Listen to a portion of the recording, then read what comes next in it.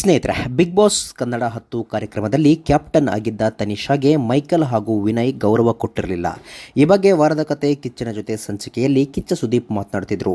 ಈ ವೇಳೆ ಮೈಕಲ್ ತೋರಿದ ಆಲಸ್ಯ ಹಾಗೂ ಕೊಟ್ಟ ಉಡಾಫೆ ಉತ್ತರದಿಂದ ಕಿಚ್ಚ ಸುದೀಪ್ ಕೆರಳಿ ಕೆಂಡವಾದರು.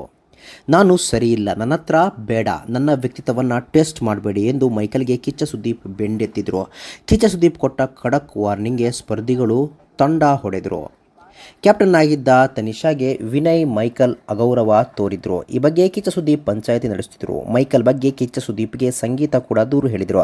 ಈ ವೇಳೆ ಸಂಗೀತ ಅವರ ಒಂದು ದಿನದ ಕ್ಯಾಪ್ಟನ್ಸಿ ಎಷ್ಟು ಜನರಿಗೆ ಅಸಮಾಧಾನ ಇದೆ ಎಂದು ಕಿಚ್ಚ ಸುದೀಪ್ ಪ್ರಶ್ನೆ ಮಾಡಿದರು. ಆಗ ಕಾರ್ತಿಕ್, ಡ್ರೋನ್ ಪ್ರತಾಪ್ ಕೈ ಎತ್ತಿದ್ರು. ಎಷ್ಟು ಜನರಿಗೆ ಖುಷಿ ಇದೆ ಎಂದು ಸುದೀಪ್ ಕೇಳಿದಾಗ ವರ್ತೂರು ಸಂತೋಷ್, ತುಕಾಲಿ ಸಂತು ಎತ್ತಿದ್ರು. ಇದನ್ನು ಗಮನಿಸಿ ನಮ್ರತಾ, ವಿನಯ್, ಮೈಕಲ್, ತನಿಷಾ ಯಾವುದಕ್ಕೂ ಕೈ ಎತ್ತಲಿಲ್ಲ ಎಂದರು ಕಿಚ್ಚ ಸುದೀಪ್. ಆಗ ನಿಜ ಹೇಳಬೇಕು ಅಂದರೆ ಏನೂ ಡಿಫರೆನ್ಸ್ ಆಗಲ್ಲ ಅಂತ ಮೈಕಲ್ ಕಾಮೆಂಟ್ ಮಾಡಿದರು. ವಿವರಿಸಿ ಎಂದು ಸುದೀಪ್ ಕೇಳಿದಾಗ ಒಳ್ಳೆಯದೇನೂ ನಡೆದಿಲ್ಲ, ಕೆಟ್ಟದೇನೂ ನಡೆದಿಲ್ಲ, ಡಿಫರೆನ್ಸ್ ಏನೂ ಆಗಿಲ್ಲ ಎಂದರು.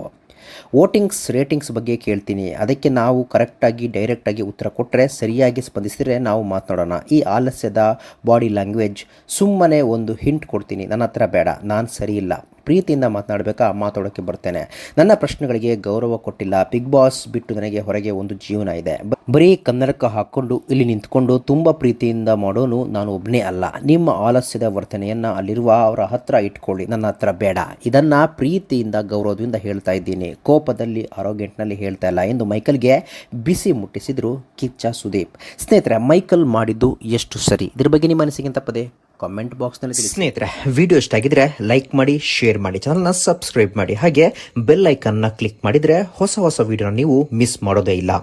ಮುಂದಿನ ವಿಡಿಯೋದಲ್ಲಿ ಭೇಟಿಯಾಗೋಣ. ಧನ್ಯವಾದಗಳು.